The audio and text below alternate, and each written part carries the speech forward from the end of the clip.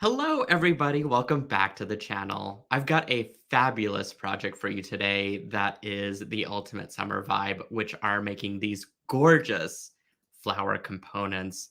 It will be made out of wire, and we are going to string it up right on to the 3 needle silver silk chain. This project is super easy. Miss Danielle Wicks, who is a design genius, came up with the project idea, and I'm so happy to teach it. It is so easy to put together. The materials are only a few things that you probably have already in your bead stash, and a really innovative and fun and dainty use of the 3 needle chain, which I'm just glowing. So I'm going to pan over to my desk here, and we are just going to go right into the project using or talking about the tools first. So I have got a pair of chain nose pliers. These are from a company called Weber's. And let me find my camera here. Sorry about that. Weber's is a reputable, amazing tool company that has high quality tools, and they're extremely strong. I've had these for quite a number of years, and they still continue to look beautiful through today. So again, that's the chain nose pliers. I have got my round nose pliers on the go here as well. And then I've got a pair of cutters that look like this. And the cutters are Lindstrom brand. They are high quality. They cut through almost anything. I've abused these way too much than I care to admit. And they're going to be great for using for the 3 needle chain as well as the craft wire. So the chain is essentially made with craft wire too. Of course, you might have known that already. So it works perfectly across the board. Let's talk about the materials. First, you will need some 3 needle chain. This is the one of the types of silver silk lines that I carry in the store that I make. And it uses wire that's as thin as human hair and knits it into a consistently beautifully knitted chain. It's absolutely stunning. It's free flowing. It's got a really great body to it. And this particular diameter, which is about 1 millimeter, maybe 1.5, it's great for stringing up right onto beads. And so you can use beads that have a 1 millimeter or larger hole. So typically you could think about like size 8 seed beads has that. And you can also cut the chain without it fraying, which is kind of really cool, especially if you're just needing small snippets. For example, the earrings that we'll be making, we'll just need a smaller length of it, and so we can cut it up and not worry about it falling apart. So I recommend having a 25-inch length, only because we'll be using part of it for our earrings and part of it for our necklace. If you're just wanting to make the earrings, you could probably get away with between 6 and 8 inches, just depending on the length that you want your earrings to be. Okay, you will also need some cord caps that look like this. These are SilverSilk brand and are plated in the same metal plating that all of my other findings are. This is a 5-layered plating process, which means that these end caps, they're going to sustain over time very well, and they are tarnish resistant. I have 6 different colors that I like to carry. So it sort of matches with any chain, any season, any style that you might be going for. And you can rest assured that these will last over time. They have a brass base metal, which means that they're extremely strong and really, really sturdy. And it's not going to like crimp on you or, scar very easily. And then over that are the 5 layers of plating that I talked about. So I recommend having these. They're very high quality. They do have a about 2 millimeter sized hole, which is perfect for adding multiple chain links into. You can add up to 3 very comfortably, and you can add 4 if you're really nice to the chain. So you'll need about 4 of those total. Next, you will need some jump rings, which are also from the SilverSilk brand. Now, the only thing that these guys are missing is the logo imprint, but really, they're so small, the jump rings, like where would you even put it? But I can definitely tell you that these have the same plating process as well, and they're very high quality jump rings. You get 10 in a set, and you'll just need 4 for this project. All right, you will need a lobster claw clasp and some earring wire. So I've got these right here on hand, also within the SilverSilk family of findings. And I just have those out ready on the go. Usually I don't have a clasp. Boy, are you guys lucky today. Alrighty. Looks like we have our craft wire up next. Let me grab this. There we go. And this craft wire is 22. No, this one is the 24 gauge craft wire. And you will need about 10 inches of it. Now, if you're going to make the other component, which we will be, you might need a little bit more. So let's just say between 10 and 15 inches, just depending on how much jewelry you want to make. I have it here in silver, and my preferred brand is the Softlex Craft Wire, by the way, which let me go ahead and show you what the label looks like. I highly recommend theirs. It is extremely soft and easy to use. It is tarnish resistant, and it is a very reputable company of craft wire to use. So definitely check them out. You will also need 22 gauge. So I kind of went out of order according to the list here, but that's all right. And I just have about 5 or so inches of that. The instructions say 6, so this is what that is. And finally, let's talk about the gemstones, because there is some options here. So here I've got 6mm that I'm working with of some gemstones that are beautifully colored and are faceted.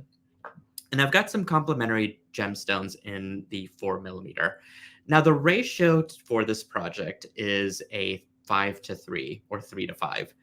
And so if you're talking a smaller flower that you'd like to make, you would simply switch to either 5mm of the big size and 3mm of the smaller size. So that way the beads that are surrounding the flower or make the flower petals are very tailored to the larger bead that we'll be using. Everything sort of just will sit correctly in place. So just a little note for you guys, a little tip. I'm going to go for the bigger flowers and make the 4 and 6mm work for me. So that's it for the materials. So I think now we can go ahead and get to our designing. The first thing we're going to do is make our components, and specifically the connectors, which will need our 6mm bead and our wire. So the wire is a little bit bent. I'm just going to grab my nylon jaw pliers and kind of give it a nice straight working wire here. Get it to be nice and straight for me. And I'm going to make a simple loop on one end. You can go into your round nose pliers and mark wherever you would like your loops to be. For consistency especially, I sort of just eyeball these to be about maybe 3 to 4mm of a size loop. And so I have sort of gotten to the habit of using the third in of my pliers. And so you'll probably want to be about right there, just depending on which brand of pliers you have. They're all different sizes. If you really want to be precise, you can get the step loop pliers or the right loop pliers. Hopefully I said those brands correctly. And those look like this. The loop right pliers. I did not say that correctly. But these have specific measurements that are very handy. And again, it just is your comfort level. I'm very used to using my standard pair of round nose pliers. And then sometimes I like to cheat and use these for bail making. So Just something to kind of consider whenever you're really into, consistency of loops. But I'm just going to turn my wire in until the end of my wire touches the stem. It's not quite touching yet, but I can always insert back in and go back in and tweak accordingly. So now I've got this really great P-shaped loop, and I'm going to go in with the tip of my pliers and break the neck, which means that I'm just turning it ever so slightly toward me so that my loop becomes centered. Once I've done that, I can string on my bead, and I'm going to do the same thing to the other side, but there's one step required before that. I'm going to actually bend the wire right up against the bead here. Okay, once I've done that, I can trim off to where I only have about a half inch, maybe a little bit more than a half inch of wire left. Once I've done that, I can go back into my pliers, kind of find the same spot on my round nose and begin to turn the wire in. And it should be about the same size as my other loop that I've just made. Now, once I've done that, the thing I want to make sure is that my wires are, or my loops, sorry, are facing the same direction. So grab your chain nose pliers and your round nose pliers and just flip those loops to be in the same spot. They both should be facing up, in other words. Okay, once I've done that, I'm on to step number 2. I'm going to grab my 5 inches of 24 gauge wire. So I'm going to have to cut this down to about right here. And the idea here is to string on 4 of my smaller beads. So let's see if we can do this. 1, 2, 3, and 4. And then I'm just going to go through the loop here. Doesn't matter if it's the top or the bottom, it's going to fall down anyway. And I'm going to make sure that I have about an inch of wire up here to work with. If there's a little more, that's okay.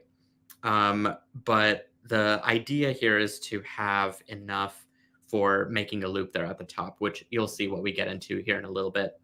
So once I've done this, we're going to move on to step number 3, which is passing our tail wire over here through the bottom loop.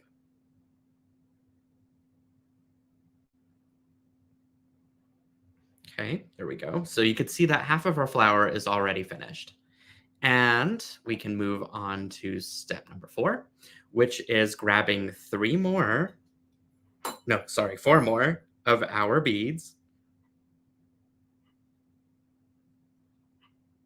This, by the way, is a great use of orphan beads. I know that many of us have a little stash in our Ziploc somewhere in our bead hoarding to use up some of these smaller beads. Okay, we're going to string on 4 more. And we're going to go through that top loop so that the wires crisscross inside of that loop. Now, if you made your loop about that 3 or 4 millimeter mark, it is going to sit perfectly between those beads. Alrighty. So we've basically went ahead and completed this too. We brought our wire ends together. We just want to make sure it's nice and tight and that all the beads are just nicely kept in place there. Isn't that great? That flower is already formed. All right. So this step does require a little bit of maneuvering because we're going to be making a a wire wrap loop with both of our pieces of wire all at once. So fear not, I'm going to help you work through this. We're going to grab our chain nose pliers.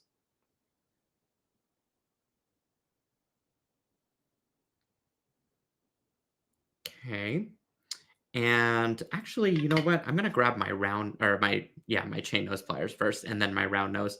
I'm going to go ahead and bend both wires away from me. This little extra bit that I've kept as part of the neck, that's there so that we can wrap the rest of the wire around the stem efficiently.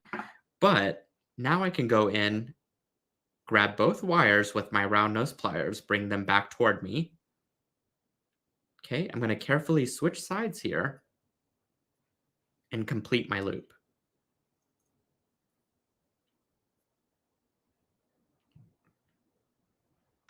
So it should look something like that. It's got a little bit of a long neck, but that's okay.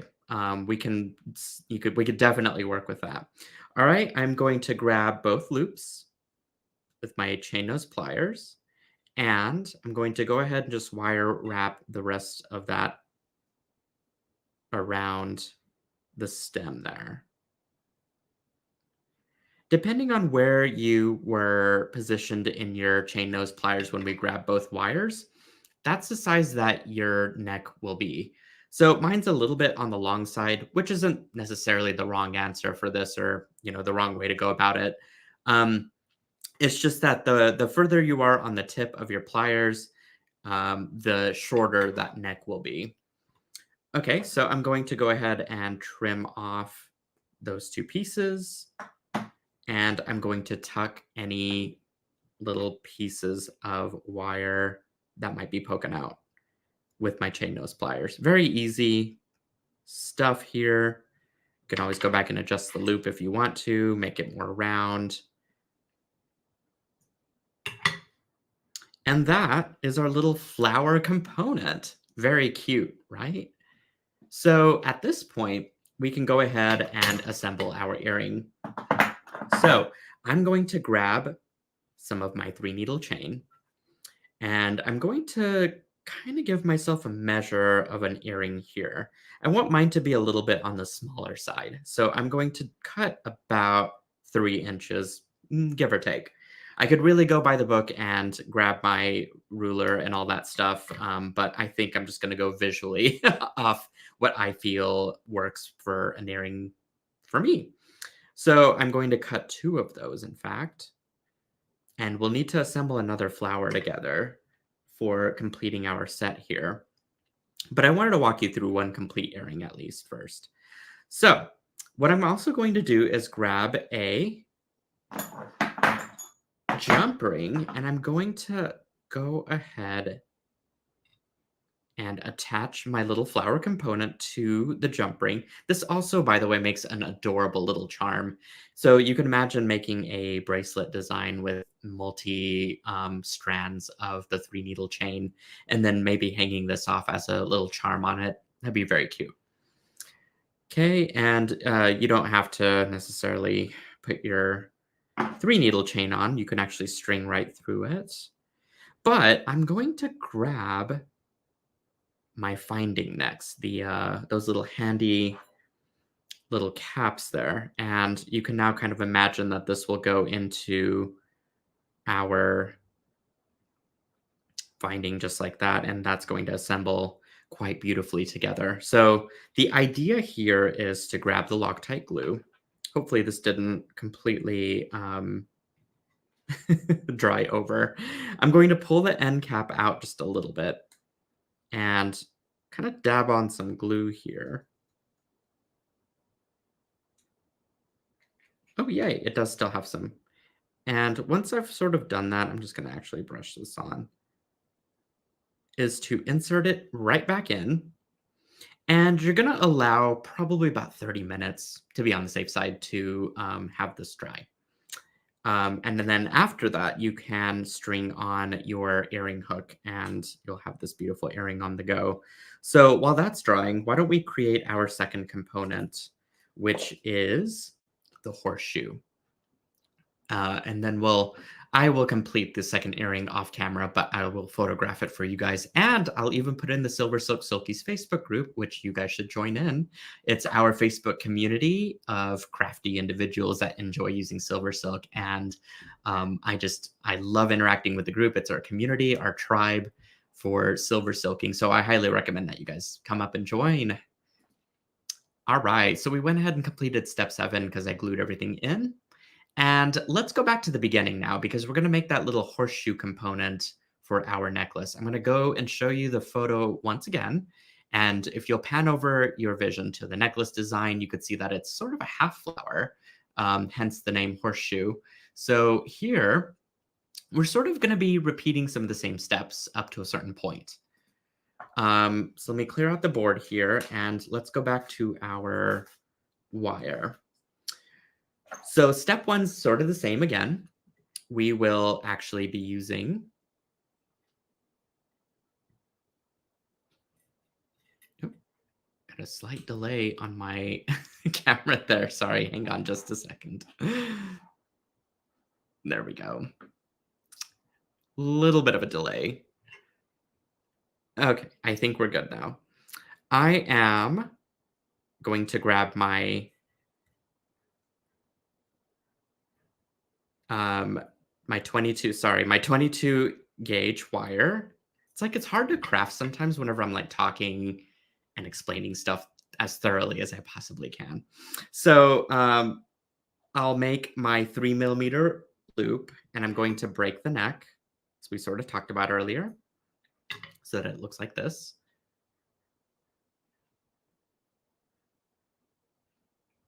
Oh, I'm waiting for the camera to catch up.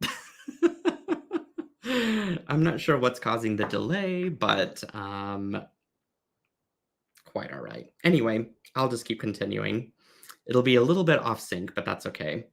All right, I am now stringing on my bead, and I'm going to do the same exact thing. I'm going to bend that wire as I did earlier, come back, trim to be about a little bit over 1/2 inch. Grab my round nose pliers again and go ahead and create your loop. Okay, you'll want to grab both pliers once again, make sure those loops are facing the same direction. Luckily, the wire is soft enough so I could just use my fingers, which is great. And then I'm going to grab some more of that 24 gauge wire.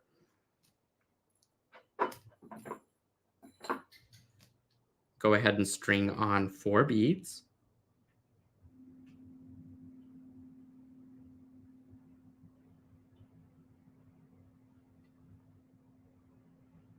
And pass it through the top loop. And I'm going to go ahead and pass it through the bottom loop.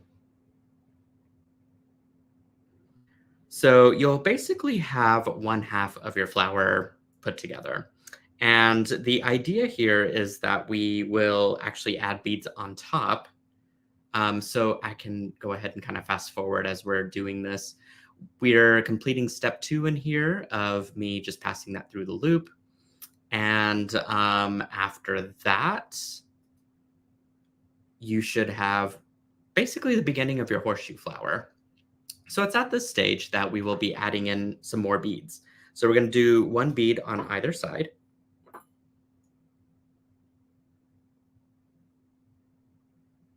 Okay, there we go. Do 1 more. On there. And the next step involves making some some wire wrap loops at the top. Now, what you can do is, because I have a feeling that I'm going to be dropping beads everywhere, I'm just going to take the 1 bead off the one side and make the loop first, and then I'll move to the other side after I complete this 1 beaded wire wrap. So again, we'll just do what we did earlier. We will use our chain nose pliers to create our neck. Take this wire around to the back side once you've swapped places in your pliers, and then go ahead and wire wrap the neck, about maybe 3 times. 2 or 3 times. 4. 2 or 4. Between 2 to 4 times. Okay, trim off the edge. And it should not have anything sticking out of it, which is great. One thing I forgot to mention is to make sure that your loop is going to be big enough to pass the 3 needle through. So I recommend probably about anywhere from 2 to 4 millimeters of a size loop is going to be pretty sufficient. So, okay, back to stringing on this side.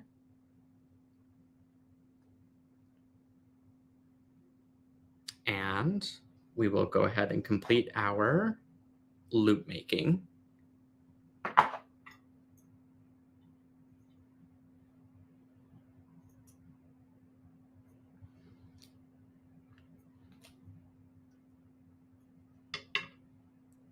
Okay, let's swap pliers here. And I'm just gonna go ahead and wrap this about 3 times.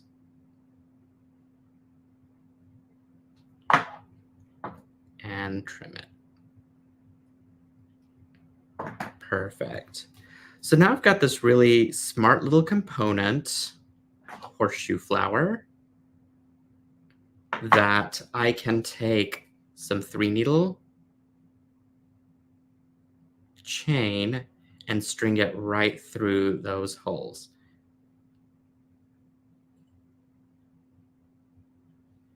All right, so we have completed basically step 5 here. And really, it's just a matter of stringing it on at the end once we complete all the wire wrapping and stuff. So, I get for my camera here to catch up with me. Again, sorry about the delay there. Not sure what's happening, but that's okay. I can talk to you guys at the same time. All right. There we go. We've got the stuff all wire wrapped, ready to go.